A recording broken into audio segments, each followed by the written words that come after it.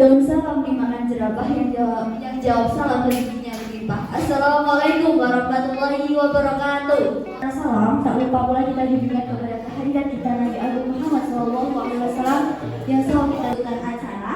Yang pertama ada pembukaan, yang kedua menyanyikan lagu Indonesia Raya, yang ketiga sambutan.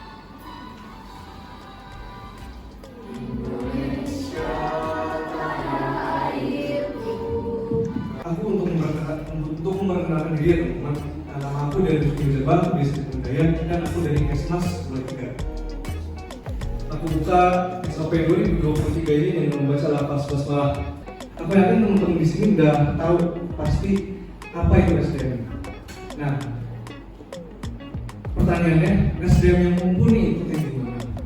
Nah, intinya SDM yang mumpuni itu bukan hanya cerdas, manusia bukan hanya cerdas, otaknya kayaknya nggak asing gitu loh, kayak bagian dari apa gitu. Ya nggak sih? Ada yang mau coba jawab nggak? Apakah ada yang mau coba jawab? Kayak ini tuh kayak bagian dari apa gitu loh?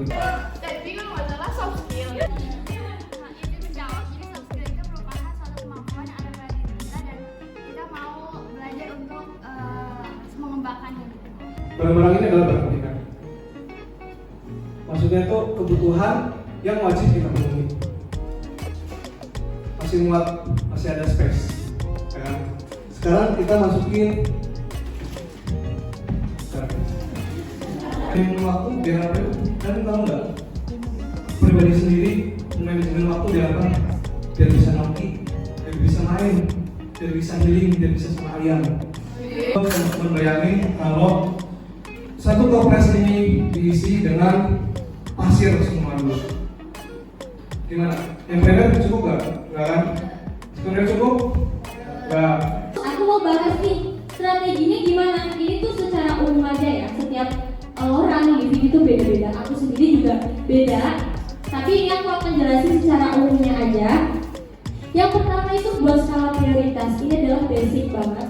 Ketika kalian punya nggak ada tekanan dari atasan, terus kita harus kerja dengan timnya yang satu jadi beban, nggak usah ngomongin tim kelompok gitu kan sih, ada yang susahnya nih ikut organisasi tuh yang kayak gimana.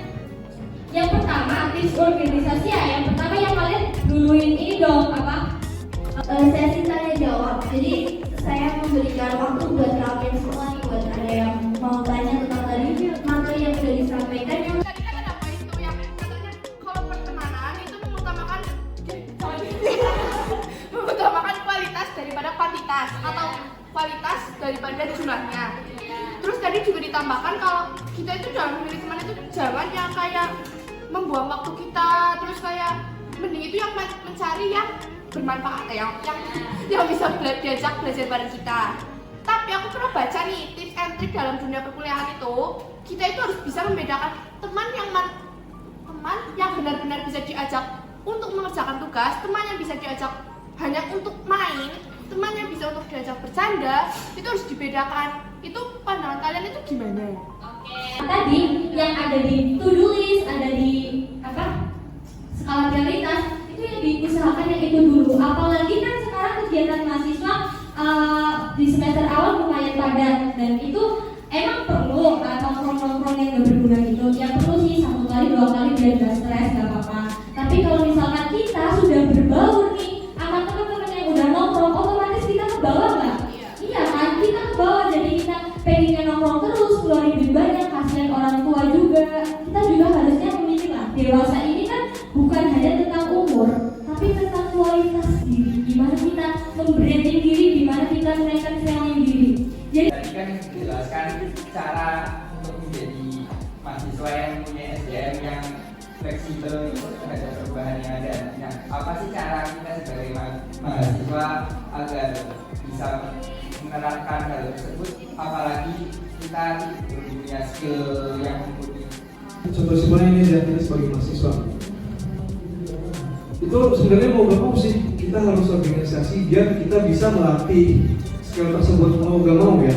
Soalnya gini, kan organisasi itu sering nabrak gitu jamnya ya, sering nabrak segala macam. Nah, fleksibel di sini itu maksudnya kayak kan kamu nih jalan tujuh misalnya kan ada dua pertemuan di sini sama di mana gitu misalnya. Nah, contohnya pria, kita ambil pria aja. Nah, pria ini udah masuk fleksibel. Kenapa? Dia memprioritaskan, dia tahu apa prioritas dia. Dia lagi intensifnya 5 bar. Oke. Nah, untuk kebutuhannya maka dia akan ikut 5 bar dulu. Nah, baru habis dia selesai, dia sempat masih ada waktu dia kesini. Itu contoh sifatnya fleksibel. Pemimpin yang baik itu merupakan pemimpin yang dapat mendengarkan opini-opini dari anggotanya dan memutuskan suatu pendapat agar diterima oleh semua anggota. Jika ternyata keputusan yang sudah ditentukan dan masih ada anggota yang berusaha untuk membantah, apa yang akan kamu lakukan sebagai pemimpin yang baik? Terima kasih. Dan itu bukan berarti kita cuma memerintah banyak orang, kita memerintah 1, 2, 3, kamu sekarang keluar, kamu sekarang kerjakan ini dan lain sebagainya. Itu enggak. Ketika anggota kita nggak tahu, yang pertama yang dilakukan pemimpin nih, kalau misalkan dalam situasinya nggak mendesak banget, nggak ada acara yang memang ada deadline-nya, misalkan 1 minggu kemudian atau 2 minggu kemudian, itu ya boleh. Yang pertama adalah pemimpin coba deh dekati, terus dia tanyain kenapa kamu, emang ada masalah apa, problemnya apa, kenapa nggak mau disetujui, emang kalau misalkan kita menjalankan suatu konsep ini, emang pengaruhnya buat kamu apa, dampaknya apa dan lain sebagainya. Itu kalau situasinya tidak mendesak.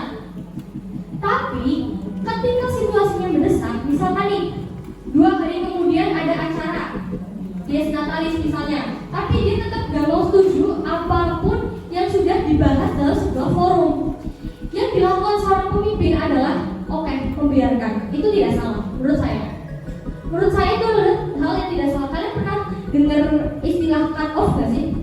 Cut off buat orang-orang yang emang mereka tuh udah saatnya kita bukan buang putus dan tali hubungan dengan mereka gitu. Itu adalah ketika situasinya itu mendesak. Jadi kita boleh cut off dulu. Itu adalah parasit dalam sebuah organisasi. Ketika kita hanya tertuju pada satu masalah, namun ada sebuah tujuan yang besar yang harus kita capai, gimana? Menurut kalian kalau misalkan aku jadi pemimpin, aku cuma deketin yang gak setuju, acaranya gimana? Bakal berantakan kan? Bakal berantakan dan juga otomatis nama aku sebagai seorang pemimpin akan jelek. Aku tuh gak bisa dipercaya lagi buat jadi seorang pemimpin. Makanya ada 2 cara. Yang pertama adalah mendekati, yang kedua dan jika memang situasi yang besar adalah ketika kalau itu saja.